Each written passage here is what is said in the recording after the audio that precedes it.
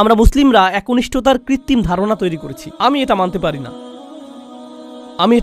না। একনিষ্ঠতা শব্দটিকে নিয়ে আমরা যা করছি, তুমি যা করো তার সবকিছুতে ইখলাস থাকতে হবে। সব সময় তোমার নিয়তকে যাচাই করে চলবে। এখনই যাচাই করুন, কারণ যদি একনিষ্ঠতা না থাকে তাহলে তোমার কোনো কাজেরই মূল্য থাকবে না। আর তোমার একনিষ্ঠতা থাকতে হবে শুধু এবং শুধুমাত্র আল্লাহর জন্য। আমি এর সাথে দ্বিমত পোষণ করব। আমি জানি এখনই আমাকে হত্যা করতে আসবেন না।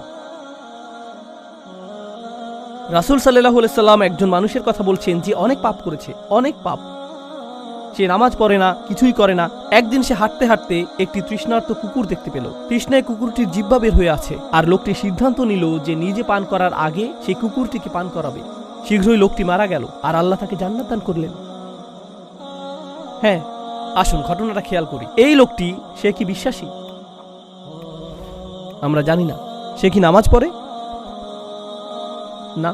যখন সে কুকুরটিকে পান করাচ্ছিল, সে কি বলেছিল যে দাঁড়াও, আগে নিয়তের ইখলাস এনে নেই, আমি শুধু এটা করছি আপনার জন্য, ইয়া আল্লাহ। কুকুরের এই বের হয়ে থাকা জিহ্বা আমার কাছে মূল্যহীন, আমি শুধু আপনার সন্তুষ্টি কামনা করি, আর তারপর আমি কুকুরটিকে পানি খাওয়াই। তিনি এমনটা করেছিলেন?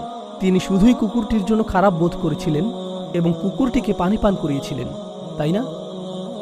তো কুকুরটির জন্য তার উদ্বেগের ব্যাপারে তিনি একনিষ্ঠ ছিলেন, তার ইখলাস ছিল, তাই না?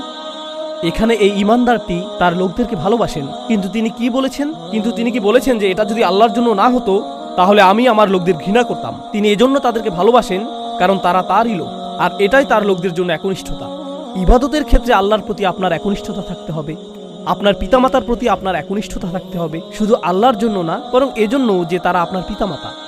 আপনার একনিষ্ঠতা থাকতে হবে অন্য মুসলিমদের জন্য, কারণ তারা আপনার মুসলিম ভাই। আপনার একনিষ্ঠতা থাকতে হবে আপনার প্রতিবেশীর জন্য। আপনার একনিষ্ঠতা থাকতে হবে আপনার কাজের প্রতি, আপনার লেখাপড়ার প্রতি। আপনার একনিষ্ঠতা থাকতে হবে আপনার ব্যবসায়ের অংশীদারের প্রতি। এই সব কিছুই একনিষ্ঠতা।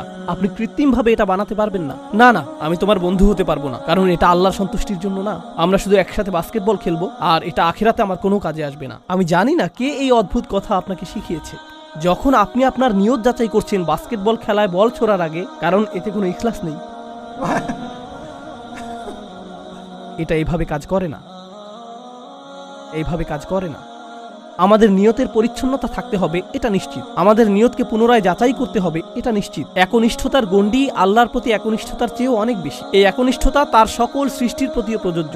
মানুষের প্রতি আপনার নিয়ত পরিচ্ছন্ন থাকতে হবে, কৃত্রিমভাবে নয়।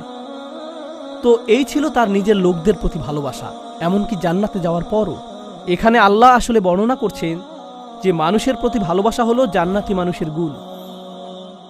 আমি আবারও বলছি, নিজের লোকদের প্রতি ভালোবাসা হলো জান্নাতি মানুষের গুণ। তো যখন আপনি এমন মুসলিম দেখেন যারা সব সময় মানুষের প্রতি রাগান্বিত, তারা সব সময় অন্য মুসলিমদের প্রতি রাগান্বিত, তারা নিজেদের পরিবারের প্রতি রাগান্বিত, তারা সবচেয়ে বেশি রাগান্বিত অমুসলিমদের প্রতি, তারা রাগান্বিত, এটা জান্নাতি মানুষের গুণ না।